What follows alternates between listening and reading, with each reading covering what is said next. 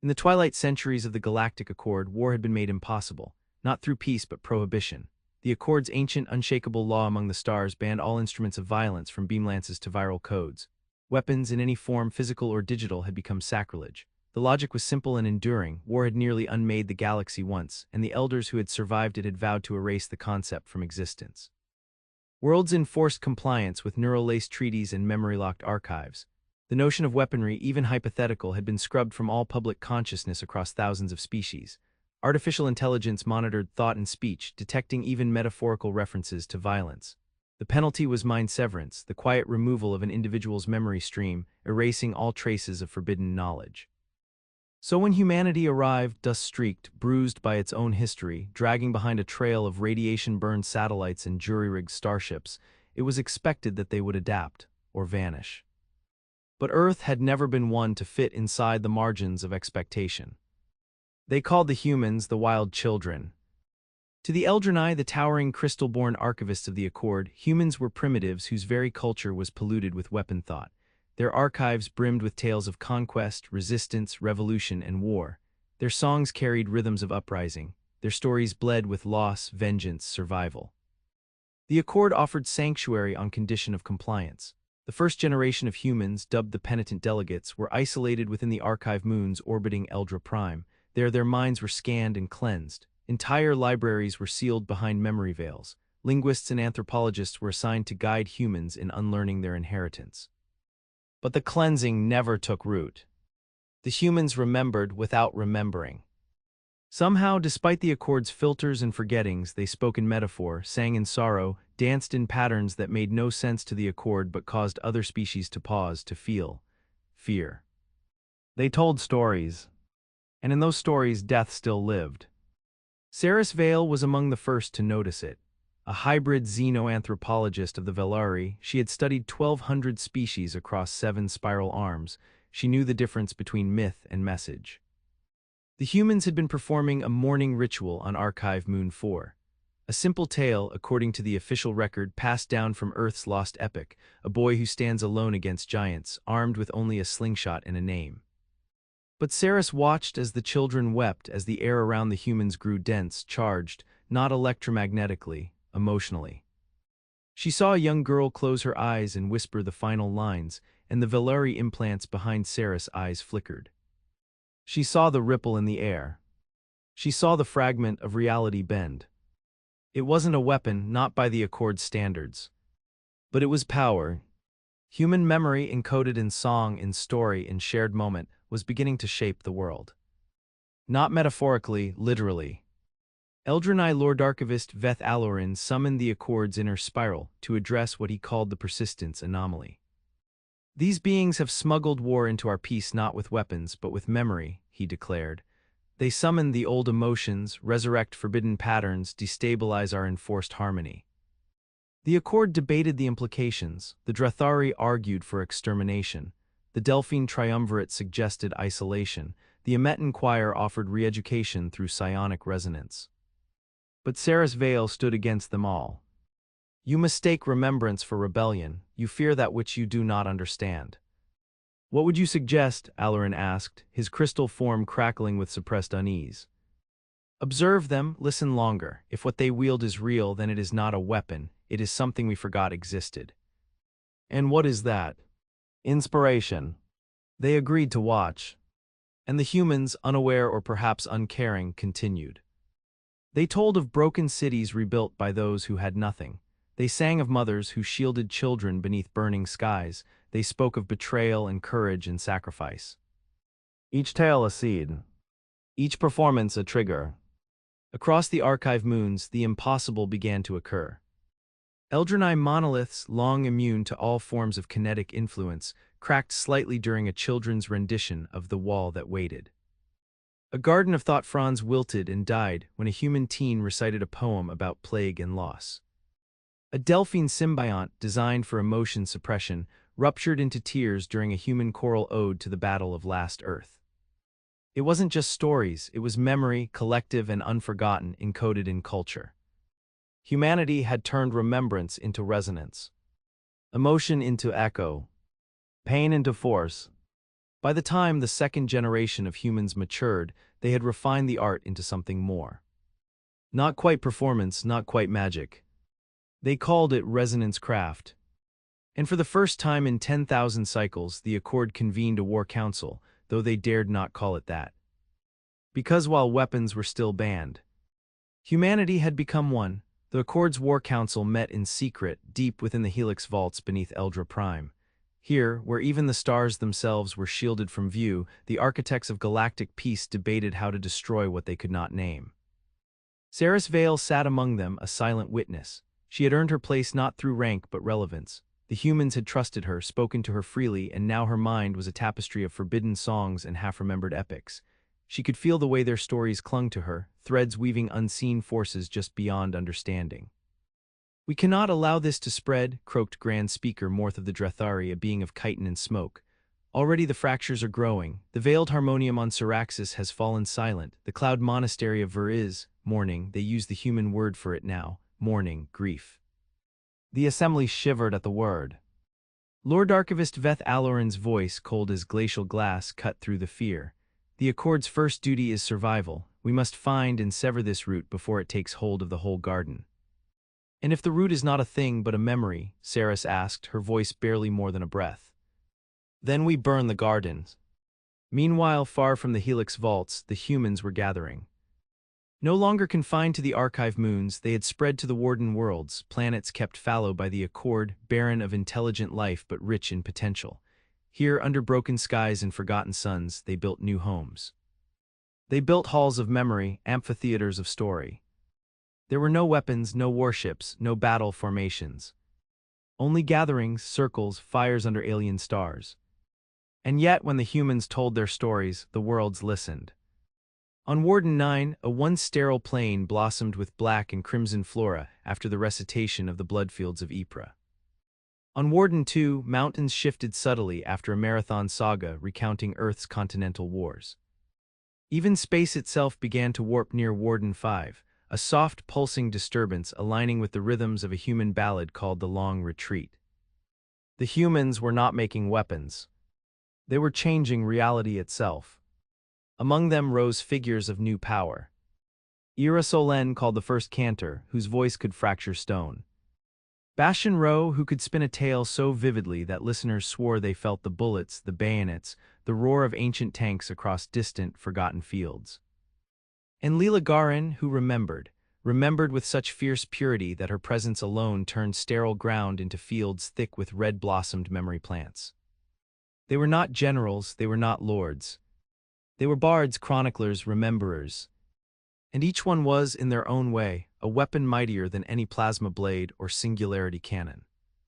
The Accord moved to act. First came the suppression waves, great fields of null thought designed to erase cultural memory. The humans sang through them, songs layered beneath consciousness, harmonies buried so deep that they bypassed the mind and reached the marrow. Then came the enclosure fields, locking human settlements in sterile bubbles of thought suppression. The humans danced through them, movements encoded with layers of remembrance so intricate that even the fields themselves began to echo back distorted memories. Finally, the Accord authorized the quieting, surgical strikes, mind severs, cloaked interventions designed to surgically remove the human leaders before the infection of memory spread further. They underestimated the humans yet again. Because humanity's greatest stories had always been of survival against overwhelming odds. And now the humans had a new story, a living one. The story of themselves. The quieting teams were the first to vanish. Where they went, no one could say. Some claimed they were absorbed into the resonance itself, trapped in endless dream loops of human memories. Others spoke of ghost cities on the Warden worlds, where strange figures reenacted battles from Earth's long-lost histories with a precision too perfect to be natural. The Accord panicked. Internal dissent spread. Some species began to question the wisdom of banning all conflict, all struggle. The Delphine choir splintered. The Drethari clans, long pacified, roared with old songs of blood and honor. Even the Eldrenai archives, the most secure vaults of knowledge in the galaxy, began leaking forbidden thoughts, whispers of rebellion, echoes of forgotten wars. All traced back to humanity. Not through conquest, Through contagion, the contagion of story, of memory, of the unbreakable will to survive, to fight, to matter. Saris Vale stood once more before the War Council. "This cannot be undone," she said, no longer asking. Aloran's crystal visage cracked visibly. "Then what is your proposal?" he hissed. Saris let the human words shape her answer. "We must learn their song or be consumed by it." The council erupted into chaos. But even as they argued, even as they drafted new edicts and desperate plans, the truth was already unfurling across the stars. The humans were no longer just survivors. They were catalysts. And the galaxy itself was beginning to remember what it had once been capable of. The first true resonance storm erupted above Warden 3, a dead world of salt flats and frozen seas. It began with a gathering no larger than a village, a night of remembrance, the telling of a single story unbroken, passed mouth to mouth, heart to heart. The tale was simple: a siege, a wall, a people refusing surrender even when the fires consumed the horizon. No weapons were brandished, no banners raised, only words layered upon words, woven with the aching truth of loss and defiance. At dawn, the sky tore itself open. Not with violence, but with becoming. Above Warden 3, a great lattice of light and structure blossomed, a memory made manifest. It had the shape of a fortress, yet it was no material thing. It sang with the resonance of 1,000 voices. It pulsed with grief, hope, and rage transmuted into something other.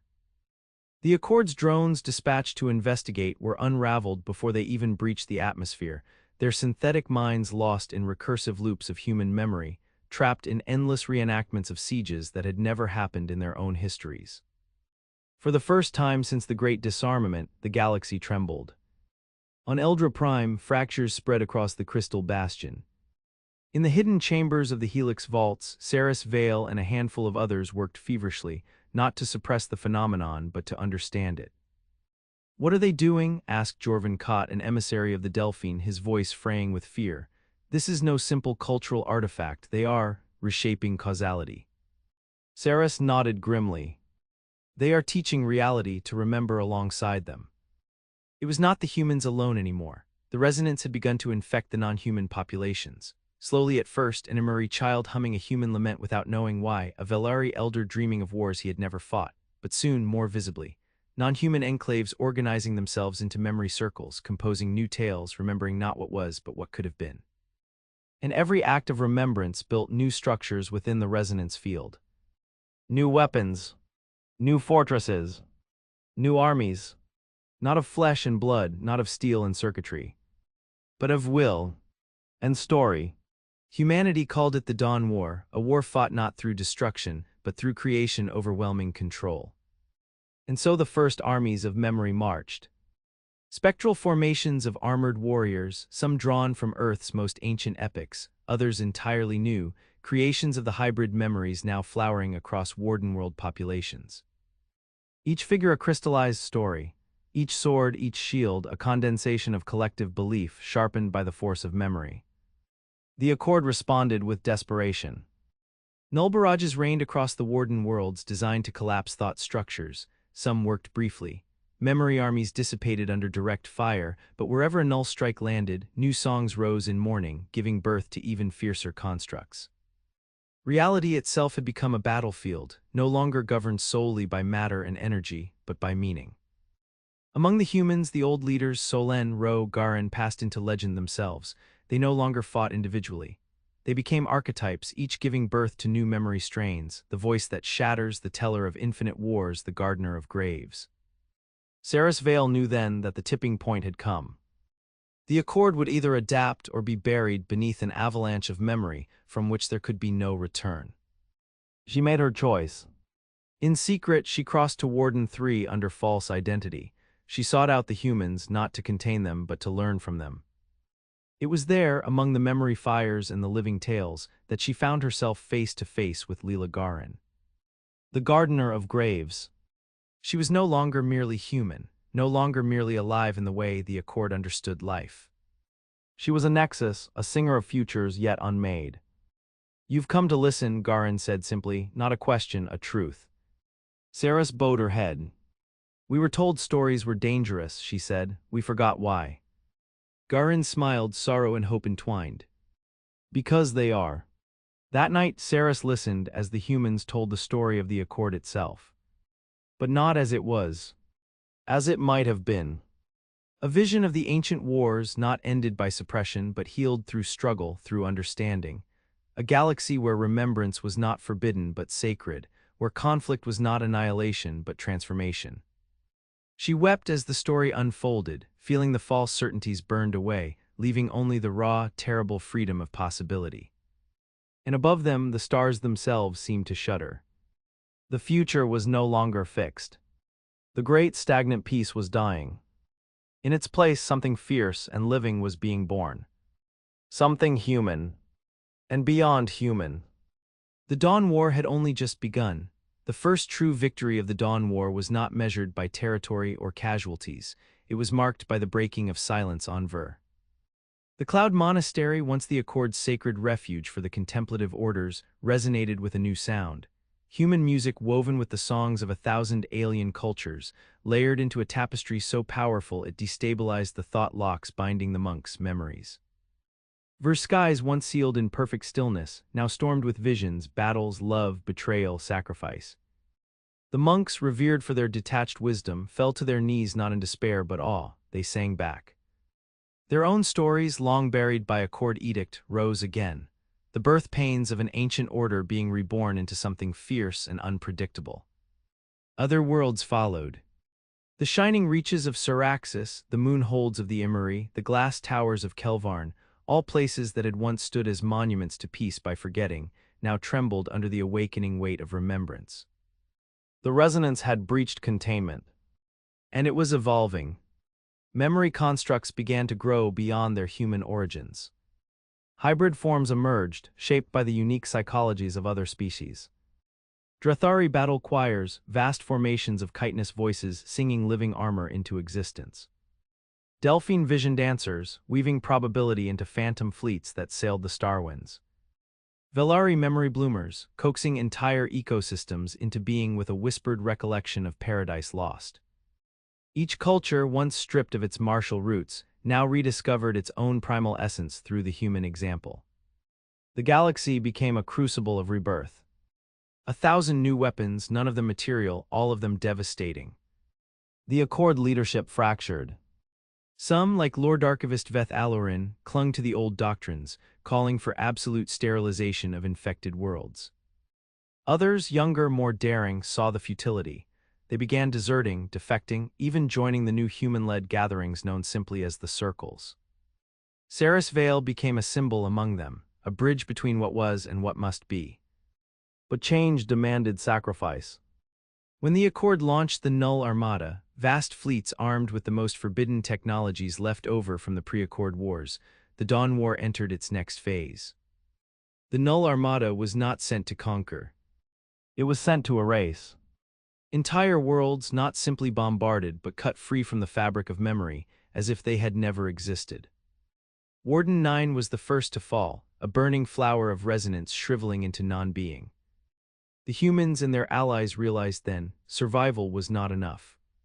They must move from defense to assertion. From memory to will. From resonance to dominion. The Circle of Warden 3 summoned the first great story. It was a creation beyond any previous resonance structure, a living myth forged not only from Earth's history but from the composite legends of dozens of allied species. They named it the Leviathan of Remembered Wrath. It rose from the plains of Warden 3 as the Null Armada approached, a colossus of burning thought and crystallized sorrow stretching from horizon to horizon. The Armada opened fire with null cannons, their beams erasing quantum probabilities, collapsing potential futures into dust. The Leviathan caught the beams, absorbed them, and sang. Its voice was a deep, seismic resonance, vibrating across dimensions, rewriting the null code of the Accord's most potent weapons. Ships twisted mid-flight, crews forgot their orders, their names, their purposes, memory overrode instruction. Entire flotillas turned inward, their weapons useless against the living myth growing before them. Within hours, the Null Armada was no more.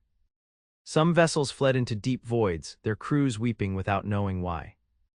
Others simply joined the Leviathan, merging into its ever-expanding form, becoming part of a new history written not by force, but by the indelible ink of memory. The defeat of the Armada shattered the last illusion of the Accord's invincibility. Across the galaxy, suppressed cultures erupted into their own forms of resonance craft. Forgotten epics were sung aloud once more. Myths banished for millennia roared back into being, given shape by the desperate will of peoples refusing to be erased. The galaxy burned not with fire but with becoming. And the humans, who had once come as beggars, as the wild children of the stars, stood at the center of the storm they had birthed. Not conquerors, not rulers, catalysts. In the ruins of the Crystal Bastion on Eldra Prime, Lord Archivist Alorin gathered the last loyalists. "We must sever the source," he commanded. "They are the source," one of his lieutenants whispered. Alorin's cracked form pulsed with cold fury. "Then we end them." The final plan of the old Accord was set into motion. Not through direct confrontation. Through infiltration, subversion. The plan was elegant in its cruelty. Plant false stories among the humans, sow divisions, contradictions, corrupt the very memory resonance that empowered them. If humanity's strength was their collective remembrance, then poisoning that remembrance could tear them apart from within. It was a desperate gamble. And it almost worked. On Warden 3, strange tales began to circulate. Conflicting memories, fabricated betrayals, doubts about the authenticity of the great story. Factions formed, each clinging to a slightly different version of the emerging mythology. The Leviathan trembled, its song faltered. The Dawn War teetered on the brink of collapse. All that humanity had built, all that had been awakened across the stars, now stood on the edge of self-destruction. The galaxy held its breath. Awaiting the final telling, the moment of collapse began with a whisper. Not in words but in silence, a silence seeded by the Accord's agents, carried through corrupted songs, falsified stories, fractured memories. On Warden 3, the Leviathan of remembered wrath began to decay. Its luminous form dimmed, its song broke apart into discordant echoes. All across the Warden worlds, the resonance flickered. 1,000 armies of memory faltered mid-formation, living myths dissolved into ash. Humans argued with humans, allies turned against one another, not with weapons but with doubt. Who remembered the truth? Which story was real? What was real? Saris Vale saw it unfolding. She stood atop the Tower of Echoes, once the center of the circle on Warden 3, and felt the tearing at the seams of the great narrative they had all built together. She had known this would come. The resonance, for all its power, was not invulnerable. Its strength was its unity, and unity was fragile. She closed her eyes and whispered the old earth word. Fracture. It spread like fire through her bones, the knowledge, the terror, the choice. But then another whisper. This one not of silence but of renewal. She turned. A child was singing. Alone. A quiet, trembling voice, a melody she had not heard in decades. It was an earth lullaby. Lay me down in firelight. When stars above are cold, I'll dream the tale of what we were, and all we still can hold. Others turned. Listened. A Velari elder joined in, adding harmonics that gave the lullaby new color, new shape. Then a Delphine acolyte, his memory once purged, picked up the next verse, voice trembling. And as the song spread, it merged. Not into a single voice, but into many, held together not by exactness but by intention. Truth not in detail but in meaning. Not unity by force. Unity by purpose. That was the key. The Leviathan rose again. But it was no longer the same being. Its new form was vast and terrible and beautiful. A constellation of stories, some conflicting, some overlapping, all woven into one resonant storm of becoming. This was no longer just human memory. It was galactic. It bore the rage of the Drathari, the grace of the Delphine, the sorrow of the Imari, the logic of the Eldrani merged with humanity's fire. A new myth. Not forged in history. Forged in choice. They named it the Chorus of Remembrance. And it sang. Its resonance surged across space, through quantum strands, through memory locks, through forbidden archives. The suppression systems collapsed. The thought vaults burst open. All across the galaxy, species long tamed by the Accord remembered who they had been and, more dangerously, who they could still become. The chorus did not conquer. It unbound. On Eldra Prime, Lord Archivist Aloran stood before the last surviving Accord mainframe. Its crystal processors hummed with collapsing control. "What have we done?" he asked aloud to no one. The mainframe responded, not with words but with playback. A human story. One Aloran had suppressed long ago. A story of a people who were enslaved by fear of what they might become, and who chose peace through forgetting. But the story did not end there. It ended with another choice. To remember. Aloran, ancient and fading, fell silent. He reached toward the playback crystal and shattered it with his bare hand. Across the stars the Accord fell not through death but through dissolution. Its member species did not return to war. They returned to struggle. To truth. To art, to conflict, to joy, to sorrow. To story. New councils formed, not of enforcement but of memory. The circles spread. Resonance craft became the shared inheritance of 1,000 cultures. And humanity, still so young, became not rulers, not gods, but guides, keepers of the fire that had rekindled the stars. Saris Vale traveled now from world to world, not as an ambassador of the old, but as a chronicler of the new. Her voice carried the weight of the war of becoming, as the Dawn War came to be known. She spoke not of victories, but of choices. Not of battles, but of moments. A child singing alone beneath collapsing myth. A song born not from agreement, but from shared longing. She taught that weapons could be forbidden, but will could not, and that when shaped through story, through song, through memory, will becomes destiny. The galaxy had not been conquered. It had been rewritten, not by war, but by the unyielding refusal of a people to forget.